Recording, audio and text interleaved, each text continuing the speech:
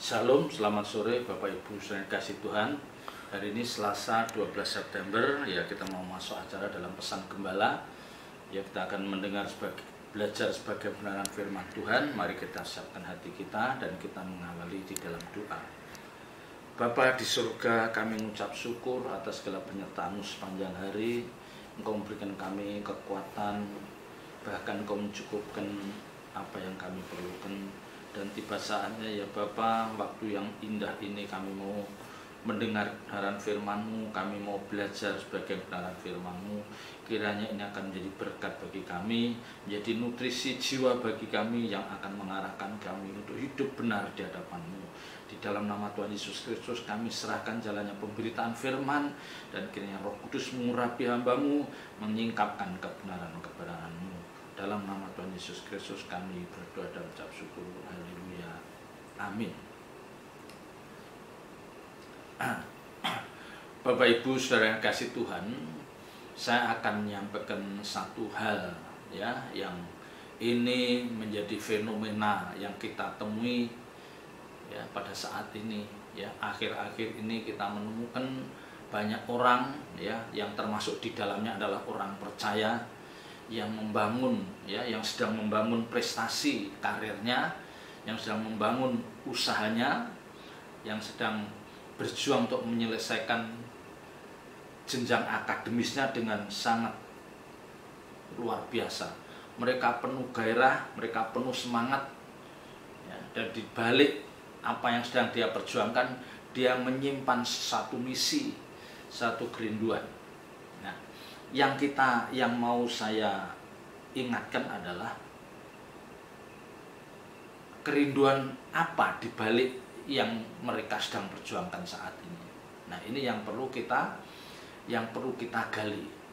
Ya, kalau itu terjadi pada orang-orang yang kita kasihi, anak-anak kita, cucu atau menantu kita, dia sedang memperjuangkan sesuatu dan memang itu tidak salah, karena setiap kita harus berprestasi ketika di dunia ini ya, supaya kita bisa mandiri, kita tidak menjadi beban bagi orang lain, maka tidak ada pilihan kecuali harus mandiri. Lah untuk bisa mandiri, bahkan kedepannya bisa menjadi berkat banyak orang, mereka harus berprestasi ya, baik itu diawali dari prestasi di jenjang akademis maupun nanti dalam terjun di dunia nyata, dalam pekerjaan, dalam bisnis.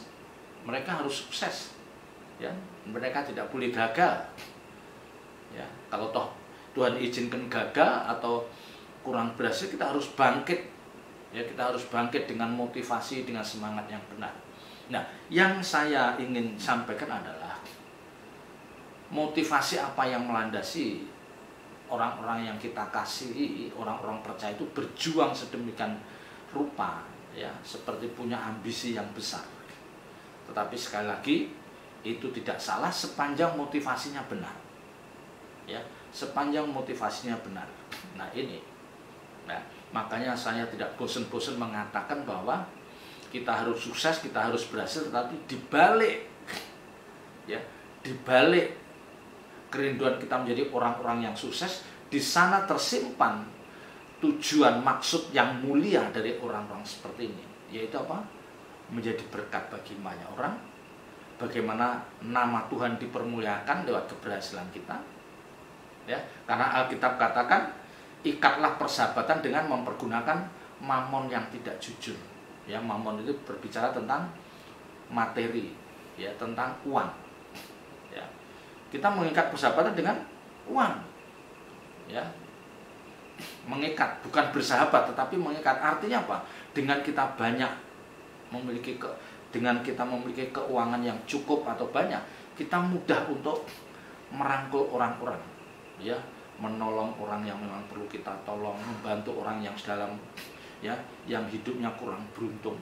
Itu membangun persahabatan dengan menggunakan mamon ya. Jadi mamon itu kita yang mengatur, jangan kita diatur oleh mamon itu. Uang di tangan kita itu harus tunduk pada kita. Kita yang punya otoritas menggunakan itu dalam pimpinan Roh Kudus, dalam pimpinan Tuhan. Ya, bukan uang itu yang mengatur kita. Ya, kalau uang itu yang mengatur kita, kita bisa menggadaikan integritas kita. Kita rela melakukan sesuatu yang tercela demi mendapatkan uang. Nah, ini yang tidak boleh. Bahkan yang lebih ekstrim, kita rela untuk meninggalkan iman kita demi karir kita, yang dibalik itu ada uang yang akan bisa kita terima dalam jumlah yang luar biasa. Ya. Karena dengan kita mungkin dengan dia berpikir, dengan aku meninggalkan iman percaya kita sebagai orang Kristen, ada orang itu yang akan menawari jabatan yang tinggi, jabatan yang strategis, dan itu banyak ditemukan. Ya. Banyak ditemukan hal-hal seperti itu, sekalipun memang tidak terlihat secara kasat mata. Nah, ini yang perlu kita cermati. Ya. Sementara Bapak Ibu Saudara, sementara kalau kita sedang memperjuangkan sesuatu itu, landasannya harus benar. Ya, ini motivasinya harus benar. Jadi kalau orang tua itu ingin anaknya menjadi sukses, ya, karena tetangga sebelahnya atau saudaranya, sepupunya cerita bahwa anak saya ngambil S3 di Eropa, ngambil S2 di Amerika, ya, kenalannya cerita begitu, ya, kerabatnya cerita begitu, terus kita ada seperti dibangkitkan untuk pengen seperti itu, ya, pengen seperti itu. Ya, memang kita menyekolahkan anak-anak kita ke luar negeri, ambil S2 di Eropa, nanti S3-nya di Amerika, itu tidak ada yang salah. Tetapi sekali lagi, motivasinya jangan karena melihat orang lain. Ya, seolah-olah standar hidup kita ditentukan oleh orang lain.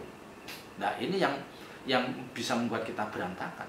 Kalau dia orang yang mengerti kebenaran, ya, yang hidupnya benar-benar seperti orang percaya yang dikehendaki Tuhan, boleh itu menjadi ini. Karena apa? Dia memang hidupnya benar dan dia keluarga yang takut akan Tuhan. Kita bisa belajar dari itu. Tetapi kalau dia orang yang tidak mengenal Tuhan, dia orang benar-benar orang yang sangat ambisius, dia mementingkan sesuatu yang sifatnya sementara, dia sedang memperjuangkan sesuatu yang fana, ya, titel lah, gelar lah, jabatan lah, kekayaan lah, yang itu semua fana. Ya, yang itu semua fana.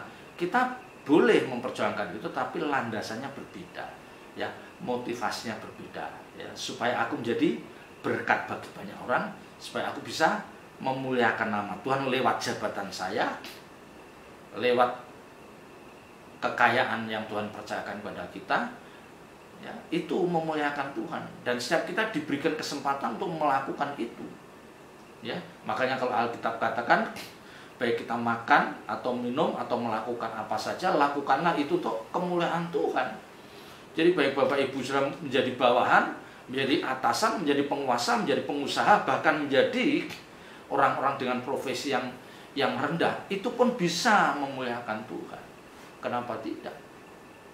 Ya, selalu terbuka bagi kita untuk melakukan sesuatu untuk kemuliaan Tuhan. Nah, itulah motivasi kita. Saya ajak Bapak Ibu saya melihat di dalam Pengkhotbah pasal 4. Pengkhotbah pasal 4 ayat 4 mengatakan, "Dan aku melihat bahwa segala jerih payah dan segala kecakapan dalam pekerjaan adalah iri hati seseorang terhadap yang lain. Ini pun kesia-siaan dan usaha menjaring angin." Ya. Jadi segala jerih payah dan segala kecakapan dalam pekerjaan adalah apa? Iri hati. Landasannya karena apa? Melihat orang lain bisa sukses, melihat anak orang lain bisa sukses, anak saya juga harus sukses. Melihat suami orang lain lebih diberkati karena kerja keras, aku juga mendorong, ya, membangkitkan gairah hasrat untuk suamiku supaya juga sukses seperti suami dia. Nah, tapi landasannya apa? Dikatakan adalah iri hati seorang terhadap yang lain. Ya, jadi dia selalu menetapkan standar hidupnya itu dari orang lain. Nah, ini yang salah. Ini yang salah. Ini nanti yang akan membuat orang-orang seperti akan capek, akan lelah, letih, lesu. dia tidak pernah menemukan perhentian di dalam hidupnya. Orang seperti ini capek, lelah, yang akhirnya apa? Dia tidak pernah ada waktu saat berteduh dengan Tuhan untuk memperkarakan hidupnya. Ya. Kalau toh ada, kalau misalnya ada waktu berteduh, waktu bersaat teduh dengan Tuhan, duduk di kaki Tuhan, itu pasti nanti dibalik doa-doa yang dinaikkan, dibalik doa penyambahan yang dinaikkan, dia menginginkan supaya anak-anaknya berhasil, pasang hidupnya sukses, menjadi keluarga yang terhormat, diberkati secara materi, secara berlimpah, dan nanti dia bisa apa? Dia punya kerinduan, aku mau bersaksi nanti kalau arisan keluarga, aku mau bersaksi kalau arisan RW, aku mau bersaksi kalau ada di komunitas sosialitanya. Ya. Jadi landasannya hanya ingin bersaksi dan ingin diakui. Ya, hanya itu landasannya. Lah ini yang capek. Kalau dia berhasil, kalau tidak. Ya, memang misalnya dia standarnya si A, keluarga A, dia udah unggul, lebih di atas A. Nanti dia melihat lagi ada keluarga B, wah kok lebih tinggi dari sana, dia lebih unggul dari keluarga B. Ya, nanti ketemu lagi ada keluarga C, kenalan baru, loh dia dia ingin lebih tinggi dari keluarga C. Jadi pikirannya dirangsang untuk lebih dan lebih. Ya, peribahasa dunia mengatakan di atas langit masih ada langit. Lah, masalahnya langit yang dia pegang sebagai landasan, langit yang mana? Langitnya orang ini, orang itu. Ya, akhirnya capek orang ini. Ya, makanya pengkhotbah katakan, dan aku melihat bahwa segala jerih payah dan segala kecakapan dalam pekerjaan adalah iri hati seorang terhadap yang lain. Ya, ini akan buat kita capek, lelah. Ya, dia tidak pernah punya perhentian di dalam hidupnya. Dia tidak pernah bisa duduk di kaki Tuhan dengan perasaan yang cukup. Padahal Alkitab katakan, ibadah jika disertai dengan rasa cukup maka besar manfaatnya. Nah, orang-orang seperti ini sekalipun dia hadir ibadah minggu, ibadah tengah minggu, tetapi di dalam hati orang ini tidak pernah ada rasa cukup. Ya. Karena apa? Dia ingin lebih yang landasannya salah. Ya, saya ngomong begini tidak ada maksud untuk kita menerima keadaan, ya. Jangan, kita tetap harus berjuang. Kita mendorong, kita mempersiapkan anak-anak kita untuk sukses, untuk berhasil. Ya, mendorong pasangan hidup kita, mendorong diri kita sendiri menjadi orang yang sukses dan berhasil, tetapi landasannya harus benar. Ya, jangan untuk nilai diri. Ya, jangan untuk seperti apa? Aktualisasi diri aku, mau menunjukkan bahwa aku lebih hebat dari yang lain. Waduh, ini capek. Ya, padahal jelas-jelas Alkitab katakan, ya, ini kebenaran yang selalu saya ingat. Ya, asal ada makanan dan pakaian cukup. Ya, ini mau mengarahkan bahwa untuk sesuatu yang jasmani kita bersyukur. Ya, tetapi untuk sesuatu yang rohani, nah itu jangan pernah kita puas. Karena memang Alkitab katakan, berbahagialah, diberkatilah orang yang lapar dan haus akan kebenaran. Ya, orang lapar dan haus akan kebenaran. Ya, dan Alkitab katakan kebenaran itu yang akan memerdekakan kita. Ya, jadi orang-orang yang merdeka artinya orang-orang yang bisa menerima keadaan dirinya. Ya, jadi dia tidak mengutuki dirinya, tidak merasa seperti orang yang kurang beruntung, ya, tidak menyalahkan Tuhan. Kenapa Tuhan tidak memberkati saya? Kenapa Tuhan tidak memberkati keluarga saya? Kita bukan orang seperti itu. Ya, karena kita mengerti kebenaran dan nyaris lengkap, maka kita dimerdekakan. Dimerdekakan dari perasaan seperti itu. Ya, terus kita menjadi orang-orang yang minder, orang-orang yang rendah diri. Capek Bapak Ibu Saudara. Ya.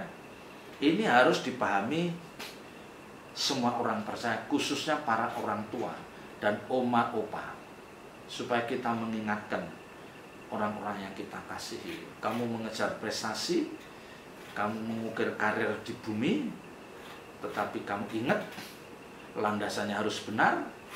Tapi di atas itu semua, kamu harus memiliki lapar dan haus akan kebenaran firman-Mu, yang sampai nanti satu titik kamu akan merasakan aku menjadi orang yang merdeka. Ya. Orang yang merdeka, karena kebenaran itu memerdekakan. Jadi dia mau diperlakukan disanjung, dia tidak limbung, ya, wah tidak besar kepala, ya, dihina dia tidak merasa jatuh, ya, direndahkan dia tidak merasa jatuh, enggak, biasa. Ini orang-orang merdeka. Jadi apapun perlakuan orang terhadap dirinya, dia bisa menikmati, ya, dia tidak terganggu karena fokusnya bagaimana aku mengabdi bagi kepentingan Tuhan, bagaimana aku menjadi makin efektif. Ya. Bapak Ibu saya harus memahami hal ini. Ya, apalagi kalau kita adalah orang-orang yang sudah tidak udah cukup dalam berkarya. Artinya kita adalah orang-orang sudah pensiun. Ya, orang pensiun kan tidak jarang punya ambisi yang karir, karena dia udah pensiun. Ya udah, kita mempersiapkan diri untuk menyongsong hari akhir hidup kita. Mau apa lagi?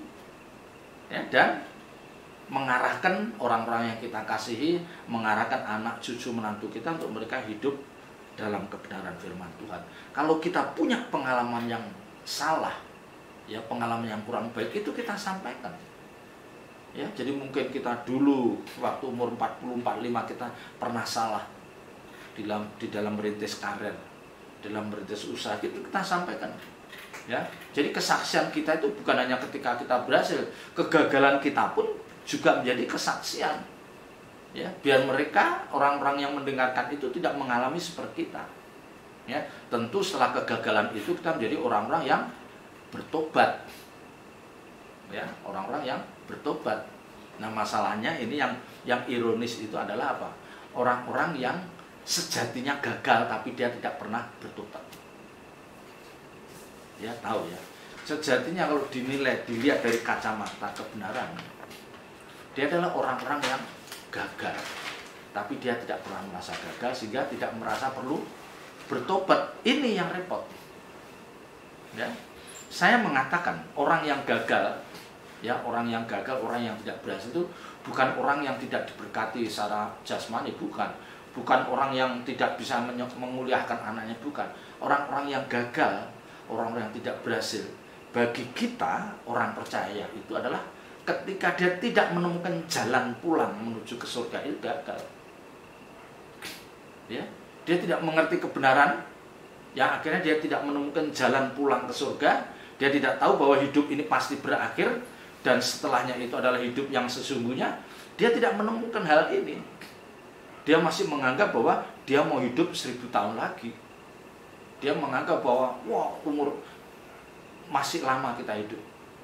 Nah, orang-orang seperti ini yang cenderung untuk menunda dia bertobat, menunda untuk dia merubah cara hidupnya yang salah. Nah, maka tadi saya katakan, yang menyedihkan adalah kita menyaksikan orang-orang yang gagal sebagai orang percaya, dia tidak menemukan Tuhan di dalam hidupnya, ya, sehingga dia tidak menemukan jalan pulang ke surga. Artinya kalau ditanya orang, nanti kalau mati gimana, kalau kamu nanti dipanggil Tuhan, ya gimana nanti aja lah. Itu kan orang yang tidak menemukan jalan pulang ke surga. Ya. Padahal kita tahu bahwa kita di dunia ini sebagai musafir, yang suatu saat kita harus pulang ke habitat kita yang sesungguhnya, yang itu dipersiapkan oleh Tuhan, langit baru bumi baru. Itu habitat kita nanti di sana. Itu yang kita bidik, mata rohani kita arahkan ke sana. Ya, kalau landasannya gitu, ya, landasan seperti itu, kita nggak mungkin menggelar hidup itu dengan banyak melukai banyak orang, tidak mungkin. Ya, karena di dalam benak benak orang-orang seperti ini, ya, dan ini harus saya tanamkan dalam diri saya bahwa aku nanti satu saat akan menjadi bangsawan surgawi, ada di langit baru bumi baru. Maka aku harus mempersiapkan ketika aku ada di dunia ini, karakterku yang buruk harus dikikis habis, ya, karakter buruk harus dilepaskan, harus dimatikan. Manusia lama harus benar-benar mati, dan kita mulai mengenakan manusia baru. Karena di langit baru bumi baru tidak boleh masuk orang-orang sesuatu yang najis, termasuk orang-orang yang najis, orang-orang yang tidak kudus tidak boleh masuk ke sana. Ini berbicara tentang sikap hati, ya, berbicara tentang motivasi dia melayani Tuhan, ya. Ini berbicara tentang bagaimana dia memperlakukan Tuhan dengan pantas, ya. Dan kita melihat banyak orang-orang yang sejatinya gagal menjadi orang percaya, ya, karena yaitu salah satunya itu tadi katakan jerih payah dan kecakapannya dalam pekerjaan itu adalah iri hati semua landasannya karena melihat orang lain. Ini yang menyedihkan, ya. Maka seringkali katakan rumput tetangga kelihatan lebih hijau. Kita jangan itu, ya. Yang pasti kita akan pulang ke suatu tempat di mana kita menemukan padang rumput yang hijau, ya, bukan hutan belantara yang nggak jelas, tapi kita akan menemukan suatu tempat dengan padang rumput yang hijau yang indah, ya. Itulah taman Tuhan yang indah, langit baru bumi baru, ya. Dan kebenaran ini mestinya harus dipahami oleh anak-anak kita mulai dari dia SMP, SMA, anak-anak yang sudah kuliah.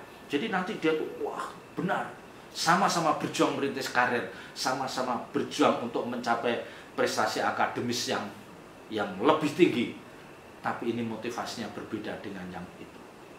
Yang ini motivasinya berbeda dengan yang itu, ya. Di balik gairahnya, di balik semangatnya bekerja, berjuang, merintis karir, dia punya kerinduan, aku mau memuliakan Tuhan lewat apa yang Tuhan percayakan dalam hidup kami. Berkat jasmani, kepandaian, jabatan, ya, aku mau memuliakan Tuhan lewat itu. Jadi semua landasannya harus benar motivasinya, ya. Kalau kita punya motivasi landasan yang benar, kita berdoa kepada Tuhan itu dengan ringan, dengan enteng, ya. Kita minta Tuhan buat aku usahaku besar sukses. Kita nggak ada rasa kikuk atau gimana, enggak, karena memang di balik keinginan kita untuk sukses itu kita memang punya itu tadi, terselip keinginan kita menjadi berkat bagi banyak orang, membantu pekerjaan Tuhan. Jadi doa-doa kita naikkan, mengalir. Bahkan ketika kita lupa berdoa pun Tuhan akan luluskan permintaan itu, ya. Karena Tuhan tahu anak ini tulus, anak ini motivasinya yang benar, orang ini motivasinya benar, aku buat usahanya makin besar, ya. Tetapi kalau motivasinya tidak benar, ya, dan dianggap Tuhan ini membahayakan, enggak, usahamu tidak aku bikin besar, karena kalau aku bikin besar nanti justru membahayakan kamu, karena kamu belum siap secara rohani. Kamu bisa terhilang dengan kekayaanmu yang berlimpah itu, kamu bisa hidupmu justru membahayakan. Nah, ini yang seringkali tidak diizinkan Tuhan sukses, ya. Ada orang-orang percaya yang dia orang rajin ke gereja, tetapi nuraninya belum bersih, motivasinya belum benar-benar, dia akan ditahan oleh Tuhan, ya, sampai benar-benar siap secara rohani, baru dibuat Tuhan sukses. Ini, ya. Jadi ini Bapak Ibu saudara yang saya sampaikan, kiranya ini menjadi perenungan kita. Setiap kita harus bekerja keras, ya. Ibrani katakan kita seperti masuk dalam perlombaan yang diwajibkan. Nah, perlombaan yang diwajibkan yaitu kita menjalani hidup ini seperti yang Tuhan inginkan, Karena memang apa? Landasannya adalah kebenaran firman Tuhan yang kita pahami. Maka saya mengingatkan terus, jangan sampai kita tidak memberikan makan ya bagi jiwa kita. Jiwa kita perlu nutrisi, itulah kebenaran firman Tuhan. Dan itulah yang akan menentukan langkah perjuangan kita sebagai orang percaya. Ya, selamat berjuang. Tuhan Yesus memberkati. Mari kita tutup di dalam doa. Segala puji, hormat, syukur kami naikkan kehadirat-Mu. Bapa, hamba-Mu telah menyampaikan kebenaran firman-Mu, dan kini Roh Kudus memutrakan dalam diri setiap kami anak-anak-Mu. Kami harus terus berjuang, tetapi dengan motivasi dan landasan yang benar. Semua itu harus untuk kemuliaan-Mu. Semua itu harus untuk menunjukkan bahwa kami mengasihi Engkau dan kami mengabdi bagi kepentingan-Mu. Terpuji nama-Mu selama-lamanya. Dalam nama Tuhan Yesus Kristus kami berdoa. Haleluya. Amin.